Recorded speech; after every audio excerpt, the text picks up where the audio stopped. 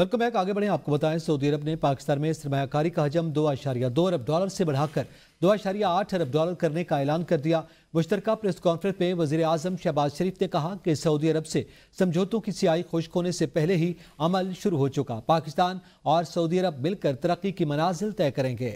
उम्मीद है कि IMF का आखिरी प्रोग्राम होगा। हम सऊदी अरब की ज़रूरत के मुताबिक हुनरमंद अफरादी कुव्वत फराहम करेंगे।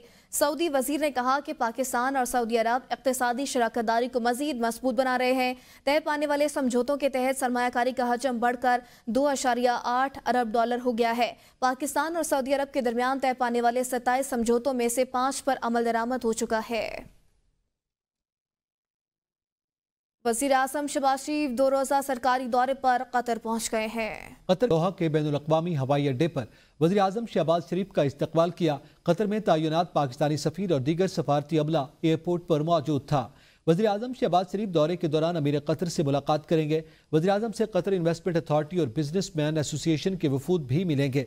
वज़ीर आज़म कतर म्यूजियम में आर्ट और आर्किटेक्चर का इफ्तिताह करेंगे। वफाकी वज़रा ख्वाजा आसिफ, जाम कमाल, मोहम्मद औरंगज़ेब और अता तारड़ भी वज़ीर आज़म के हमरा हैं।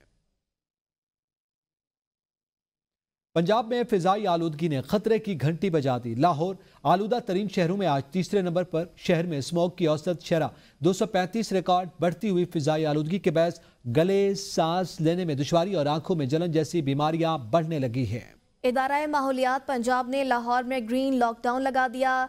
DG माहौलियात पंजाब इमरान हामिद शेख के मुताबिक बढ़ती हुई स्मोग और फ़ज़ाई आलूदगी को कम रखने के लिए पंजाब हुकूमत ने ये इक़दाम उठाया है। डेविस रोड, एंजन रोड, डेवरन रोड और कश्मीर रोड, शिमला पहाड़ी से गुलशने सिनेमा और एबर्ट रोड भी हॉटस्पॉट एरिया में शामिल है। शिमला पहाड़ी से रेलवे स्टेशन और एम्प्रेस रोड भी हॉटस्पॉट एरियाज डिक्लेयर कर दिए गए हैं। क्वीन मैरी रोड और इसके अतराफ को भी आलूदगी वाले इलाकों में शामिल कर दिया गया है। इन इलाकों में तामीराती कामों पर मुकम्मल तौर पर पाबंदी आयद होगी। कमर्शियल जनरेटर्स इलाकों में नहीं चलाए जाएंगे। चिंची रिक्शों का भी पाबंदी लगा दी गई है।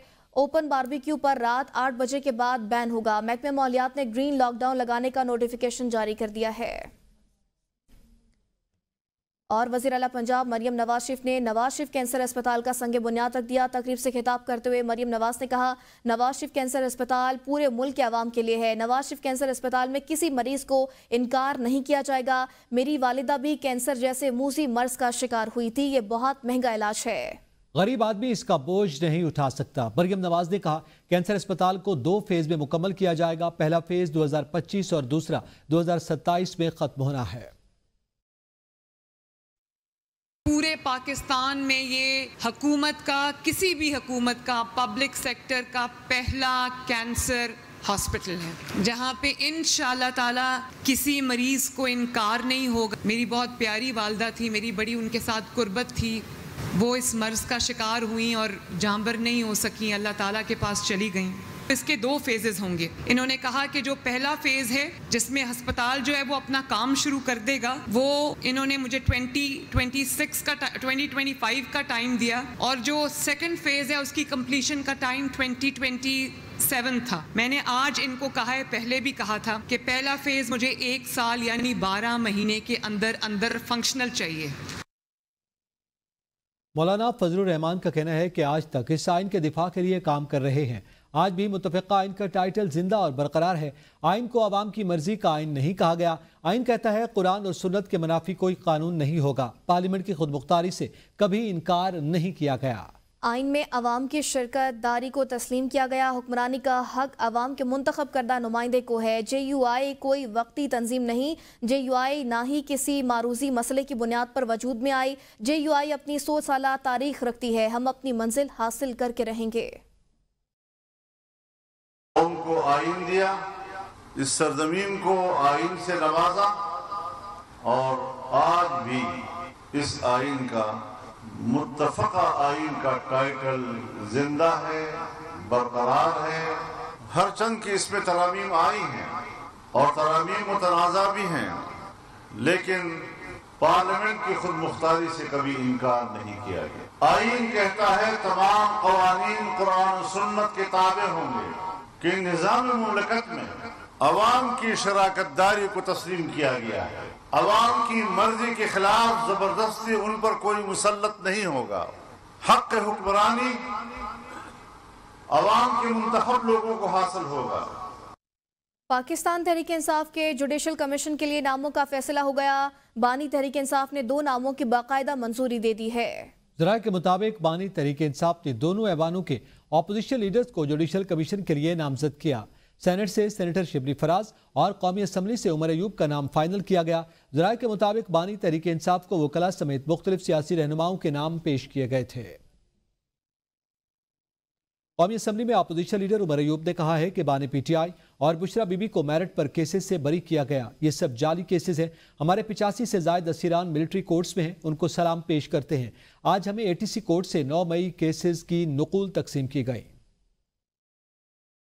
हसान न्याजी साहब जो कि मिलिट्री कोर्ट में, हमारे वाइस चेयरमैन जनाब मखदूम शाह महमूद कुरैशी साहब और हमारे 85 से ज़्यादा हमारे मिलिट्री कोर्ट्स में असीरान इस वक्त भी वो कैद में हैं। हम सारों को सलाम पेश करते हैं। ये कुर्बानियाँ रायगा नहीं जाएंगी। मौजूदा हुकूमत का आप देख लें, मरियम नवाज की परसों की स्टेटमेंट बिल्कुल बेढंगी स्टेटमेंट, उसका कोई तुक नहीं बनता। रात को हमारे MNAs के घरों पे फिर रेड हुए हैं। शेख वकास साहब हमारे सेक्रेटरी इंफॉर्मेशन है, उनके डेरे पे रेड हुआ, उसको हम लोग कंडेम करते हैं। हमारी कमल शौजब साहिबा और हमारी विमेन विंग की खवातीन ने अडयाला जेल के करीब जहाँ पे प्रेस कॉन्फ्रेंस होती है, वहाँ पे प्रेस कॉन्फ्रेंस की, पुरअमन प्रेस कॉन्फ्रेंस की।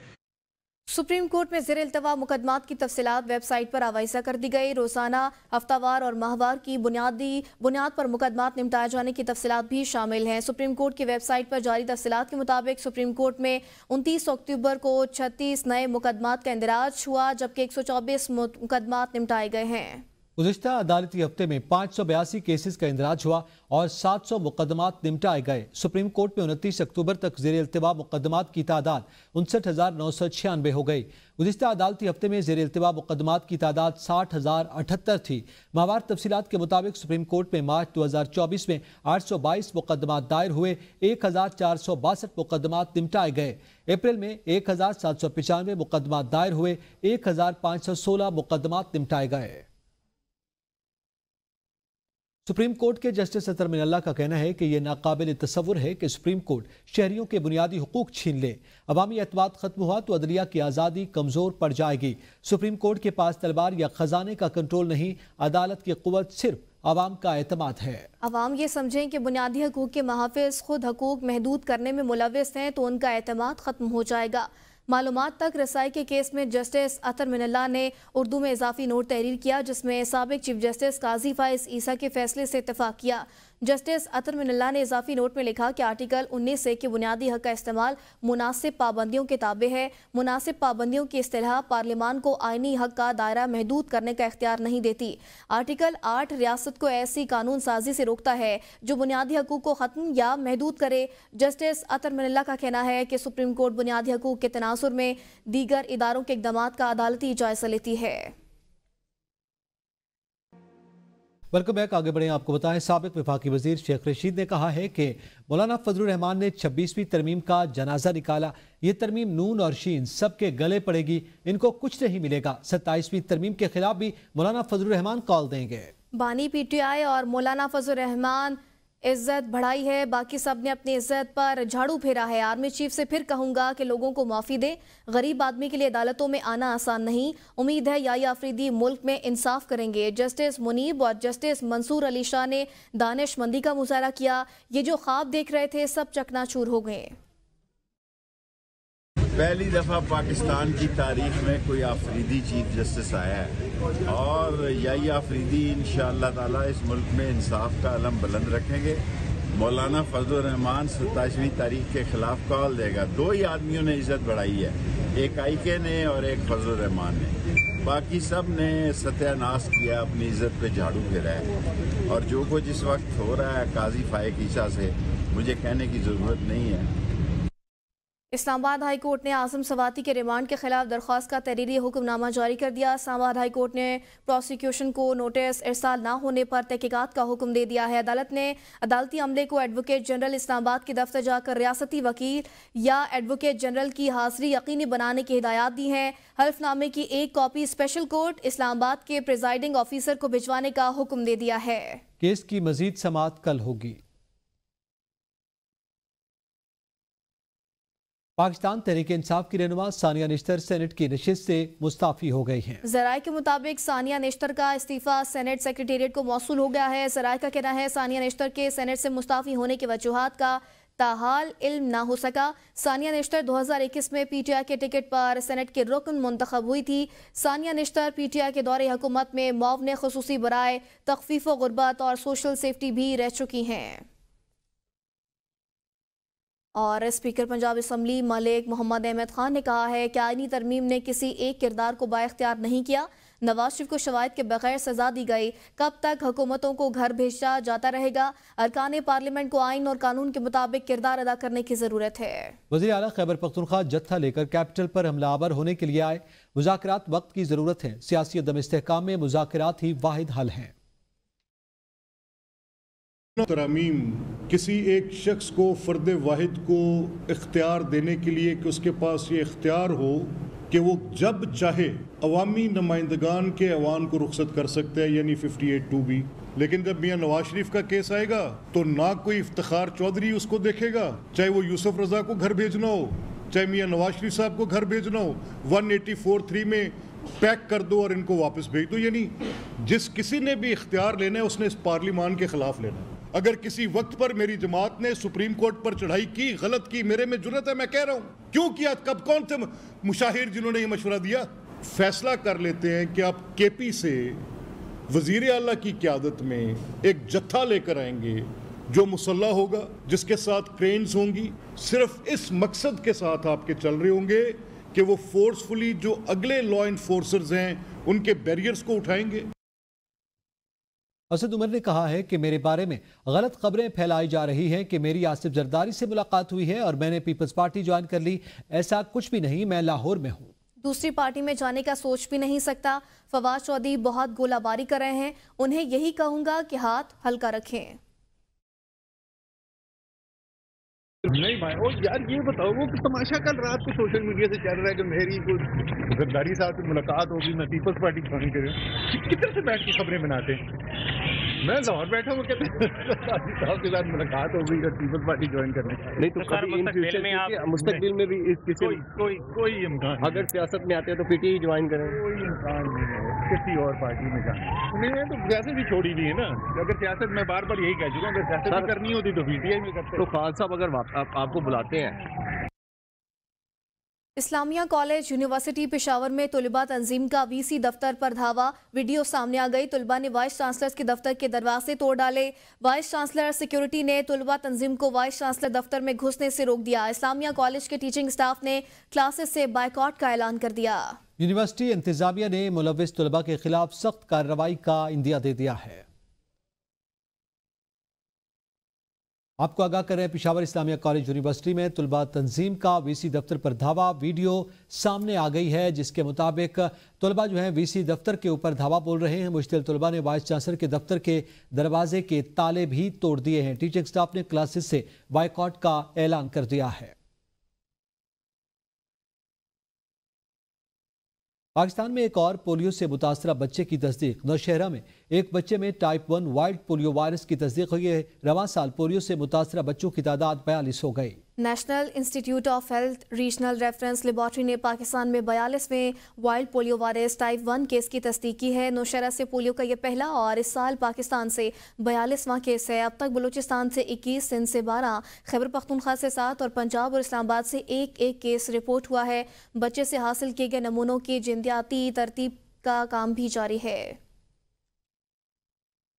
اور پنجاب کی سینئر وزیر مریم اورنگزیب نے کہا ہے کہ پہلی حکومت ہے جس نے پہلے سے ہی اسموک پر میٹنگ شروع کی ہے۔ ہم نے مالیاتی محکمے کو مکمل طور پر بدلا، جدید آلات منگوائے، ان کی موٹر سائیکل کو ای گاڑیوں سے بدلا۔ پہلی دفعہ پنجاب میں تھرمل کیمروں کے ذریعے گاڑیوں کو چالان کیا جا رہا ہے۔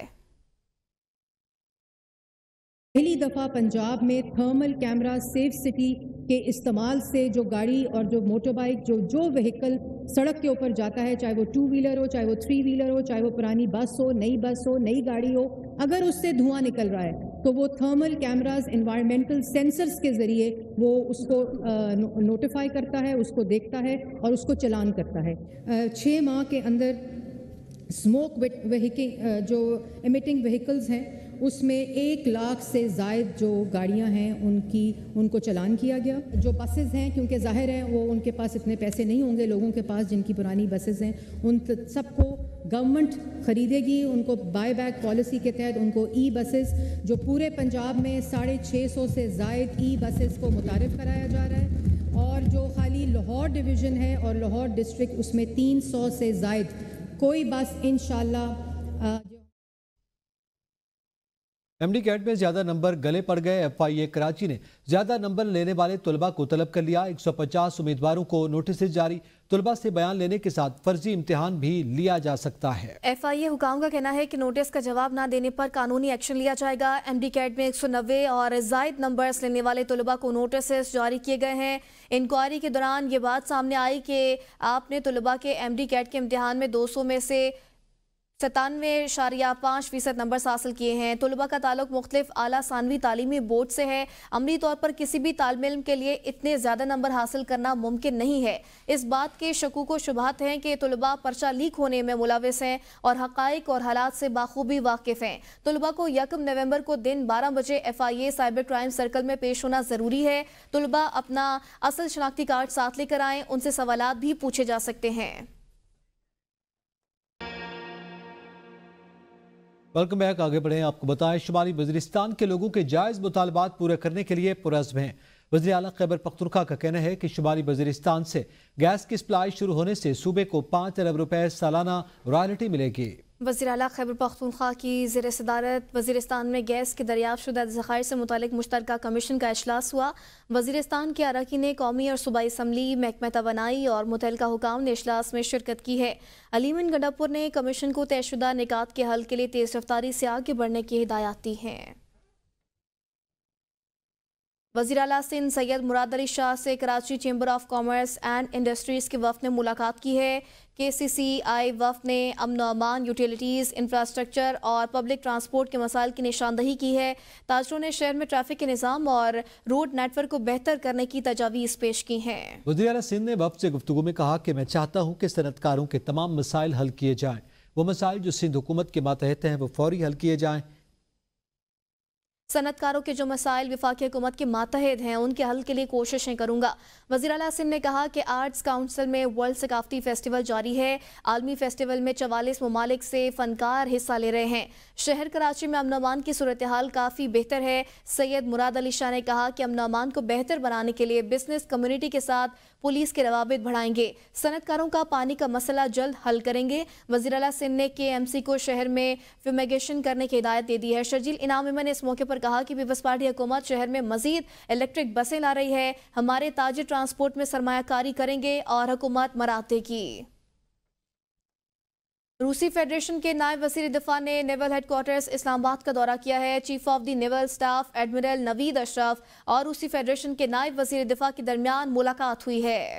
ملاقات میں باہمی دلچسپی کے پیشہ ورانہ امور، علاقائی میری ٹائم سیکیورٹی صورتحال اور دو طرفہ بحری تعاون پر تبادلہ خیال کیا گیا۔ نیول چیف کا کہنا تھا کہ پاکستان روسی فیڈریشن کے ساتھ تعلقات کو اہمیت دیتا ہے۔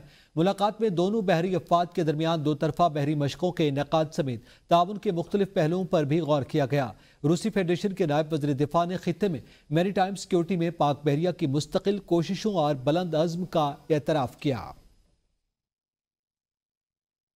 اسپین میں طوفانی بارشوں نے تباہی مچا دی۔ مستدار بارشوں سے والنسیا میں 51 افراد ہلاک، متعدد لاپتہ ہو گئے۔ شدید بارشوں کے باعث دریاؤں میں طغیانی کے بعد ایمرجنسی نافذ کر دی گئی۔ ہسپانوی میڈیا کے مطابق بارشوں سے اب تک مختلف علاقوں میں 62 افراد ہلاک ہو چکے ہیں۔ مختلف علاقوں میں سڑکیں اور ریلوے لائن سیلابی پانی میں ڈوب گئی۔ حکام نے عوام کو سڑکوں سے دور رہنے کی ہدایت کر دی۔ حکام کے مطابق بارشوں کے باعث اسکول اور پارکس مکمل طور پر بند رہیں گے۔ موسم کی خرابی کے باعث متعدد پروازیں بھی منسوخ کر دی گئی ہیں۔